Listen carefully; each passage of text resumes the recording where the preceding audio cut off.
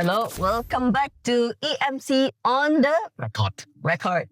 Today we're going to talk about a big elephant, which is imposter syndrome. Lately, I shared a video on my social media about imposter syndrome. And The one I didn't watch. the one you didn't watch, Yeah. correct. That's why I have imposter syndrome. I'm like, Mina doesn't watch. Would people watch my video if I post it up? Would what I say, people care about it? Am I qualified to even talk about this particular topic? Okay. Actually, as I was recording that video on imposter syndrome, I felt like it was more of a reminder to myself about how to overcome it. Okay, since you were just starting a video about imposter syndrome, what is it exactly? Okay. Yeah, just so that everyone is on the same page. Okay, in layman's term, imposter syndrome means I don't believe I can do it, even though I am capable. So for instance, I may have been teaching for the last 5 years, yet when people ask me about what it takes to be a good teacher, I can say, in my personal humble opinion. Like, why do you ask me? You ask that teacher, don't ask me. They have 7 years, they have 10 years. Even if someone in the room only have 2 years of teaching experience, right? You will find other ways to shine credibilities, right? Like, she may have been teaching for 2 years only, but then she is a master in this particular topic. So we always put ourselves smaller and smaller when compared to someone else. Is there an opposite of imposter syndrome? It's overconfidence. So as we were thinking about this topic, right? And we were still trying to validate, like, there is no such metrics, or if there is none of these metrics, then probably this would be something that is like we figure it out. So if we were to put it on a X and Y axis, right, we always like to think in framework.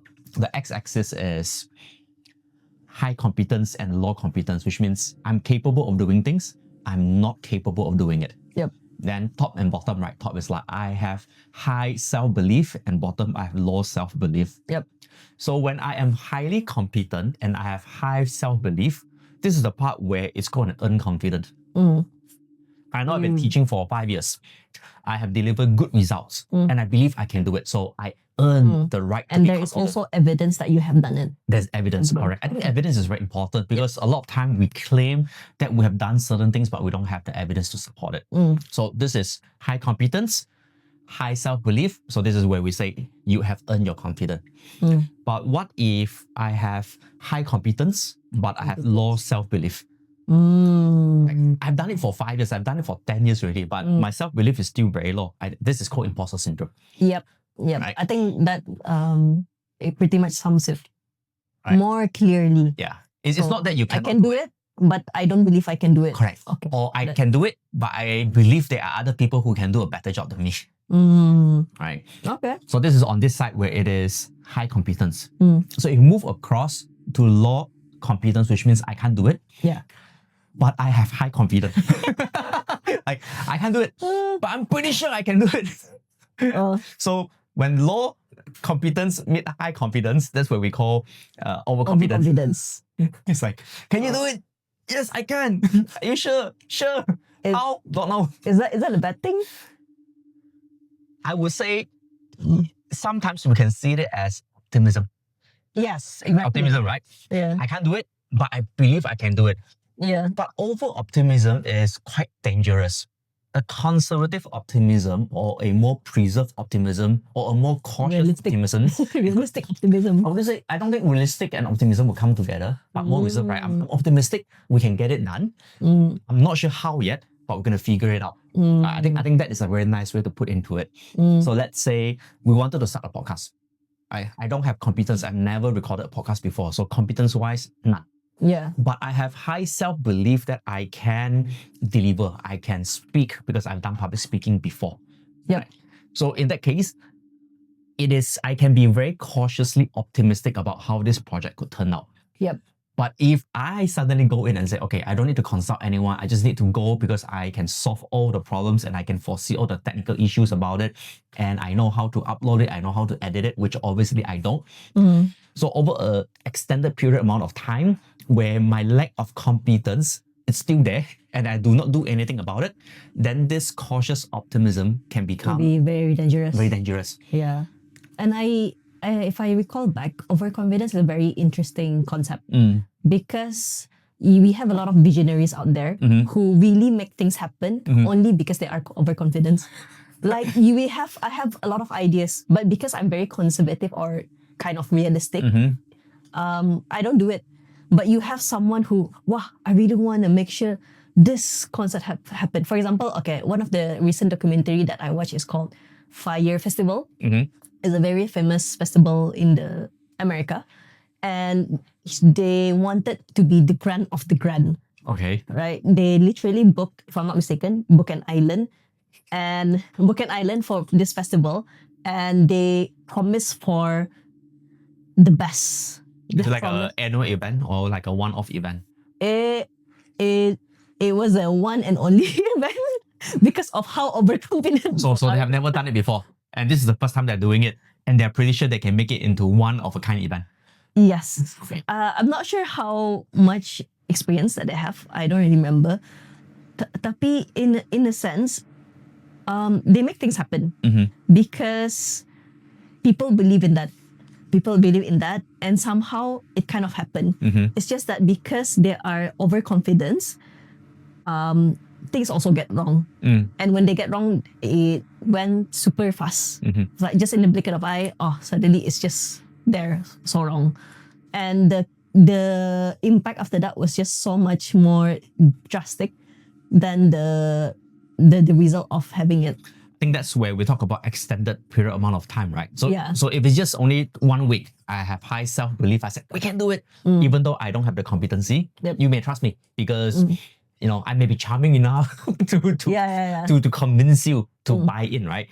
But after 1 year, 2 year, 3 year, 4 year, 5 years, if there is nothing much done about it, I think you will lose faith as well, right? Unless I'm able to provide new evidence that things are progressing. But sometimes it's kind of hard, right? Because progress doesn't really come instantly. And sometimes progress, you can't really see it as well, right? For example, personal development, you can't really see the progress like visually, but you can sense it. You can like find evidence about it. I think the key point here is when we talk about imposter syndrome, right? It's mostly on the competence, like we have the competence, but we lack the self-belief. Yep. Right? At least we establish that.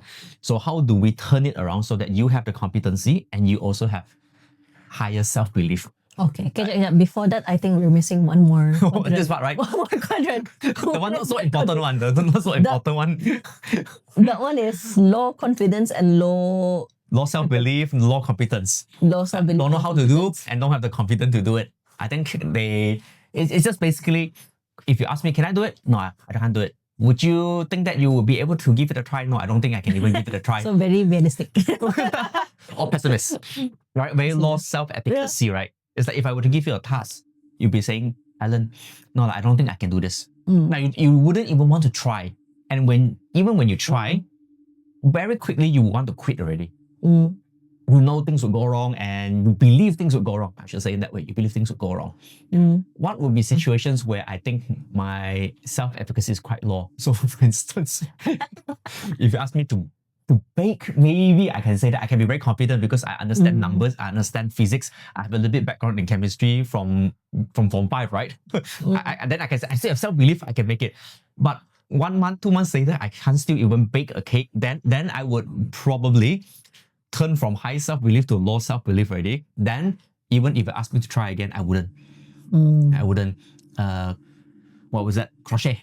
I can say that. I believe in my hand-eye coordination. So my competency right now is low, but I have self-belief that my hand-eye coordination and my analytical skill is good enough for me to pick it up very fast. But after 3 months, I still can't even cross-stitch anything or the crochet.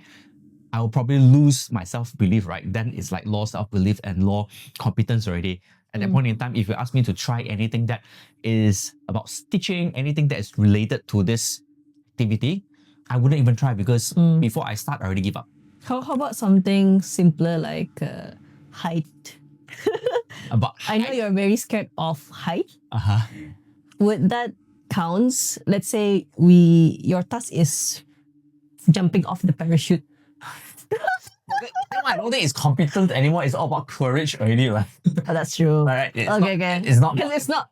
You don't need skill. It's the other person. You don't need skill. You don't need skill. The other person needs to have skill, right? Okay, that makes Person needs to sense. have skill. If the other person doesn't have skill, then that is some dangerous decision already. Okay. Right.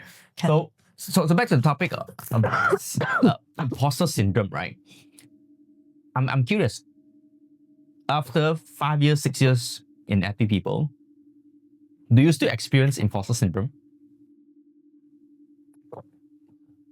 For me, I know it's a big topic. However, it's not something that I think too much. Because I believe that whatever things that we focus on, we kind of feed energy into it. So the more I think about imposter syndrome, the more I am feeding into my imposter syndromeness. Okay. And for me, I have a different perspective in a way. I don't believe if nobody has an imposter syndrome. I think everyone has imposter syndrome. And the way I see it, it's more like a stage. Pasal how I see growth is rather than like hiking, and sometimes it's like a bump. That you go through one thing, one road, bump up, that's next level, and you just have to go through that one bump, and that one bump could be the imposter syndrome. And your question was Have you ever experienced imposter syndrome? yes, I would say yes. It's just that it's not something that I dwell on too long, unless when I reflect that there are something that I have not done because something is stopping me. So for example, I've always wanted to do public workshop for a long time. But when I reflect back, what's stopping me? Actually, it's that inaction and that why am I not acting? At the end of the day, some part of me don't believe that I can do it. Yeah. So it's more to like, if I really think deeper, yeah, some part of me don't believe it. So based on what we talk about, right? Competency and also self-belief, right? Yeah. When it comes to public workshop, competency, do you have the competency to deliver the topics that you wanted to? That's High or low? the thing, right? It's so hard to answer that. Correct, right? Yeah, So it's like, I don't like, know how to draw the scale, right? Am So I it's like competent? x-axis. Am I competent? Yeah. Then self-belief, like, do I believe I can deliver it? My mood right now a bit optimistic. Yes, I can. Because honestly, it's easy to say yes, I can. Okay, so if that case, right, is more on the Overconfidence. not overconfident. Yeah, very optimistic right now, right? Overconfident, but it can be also optimistic, right? So I am not sure whether I'm competent enough. So it's like gliding scale, right? But my self-belief is I've done team buildings. I've facilitated for 500 people already. I've spoken in front of 200 people. Yeah. So the self-belief is there. Now, I think it's a matter of getting the quick win or the first win. Does it make sense? If you have been trying for a quick win, so let's say you have been trying for the last 2 months to organize a public workshop, and if it does not happen, gradually your self-belief would drop, right? You start questioning like, do I really have the confidence that I can deliver? The competence is already like a 50-50, right? But now you're losing your self-belief already. Okay, I get what you mean. Right. But if right now we say, next week, Mina, we would have a public workshop and everyone go all out to find participants for you, and it actually happened. When it happened, you would have delivered a public workshop, you would have experienced it, then you find evidence. Like, okay. The evidence really helps me for that belief. Correct. So the belief continue to stay there, but the competence also continuously glide towards the higher competence side already, right? So it turns from just having optimism about it now towards, hey, actually, I earned this confidence already because I delivered one workshop. I think that is true in my case. When I see the evidence, I definitely believe more. However, there are sometimes this person have so many evidence, but still doesn't believe. What do you think about that? 30 seconds though. I think it's more like what would be a message for that kind of people? This is a trap question. Okay. I'm sorry. This is a trap question because I identify myself as that. Mm. Okay, so let me give an example. Last year, right? I came third place for the World Championship of Public Speaking. And even after that, I will still be looking at Fern, right? Fern is my wife. I'll talk to her. I'll be thinking, can I really do this? And she said, hey, you came third already. So I said, only third. There are so many other third in this world. There are also second place. There are also first place. And then she started getting annoyed. And she analyzed it. She said, in a year, how many people participated? I said, maybe 30,000. How many years has it been ongoing? I said, maybe it has been around for 100 years, but the contest probably about 60, 70 sessions, right? So she said, you don't need to think about the past. You don't think about the future. But in 2025, the evidence, the fact is, out of 30,000, you came third.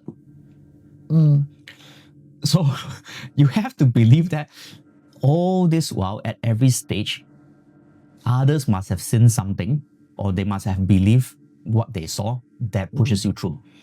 So if I still continuously go out there and say, I don't introduce myself as, the winner, I'm still trying to be a bit, humble and just low-key try to sell myself, then she said, then you're too fake already.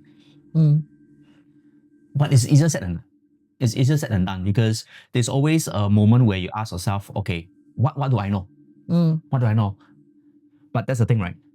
Even the person who has done it still have room to grow. So I just have to shift to that. So it's more like looking into how do I grow better rather than I'm not here. Correct. So you have to acknowledge first. First acknowledge that, okay, I made it here because the evidence is there, but how much more can I grow? Okay. I think that's pretty much it, Ellen. I'm very inspired. Sorry, that was fake. No, but in all seriousness, always inspired. I always look at Ellen. He definitely have that sometimes imposter syndrome that we see, but we do. More times that we cannot see. So yeah, that is for the episode Imposter Syndrome from EMC on the record.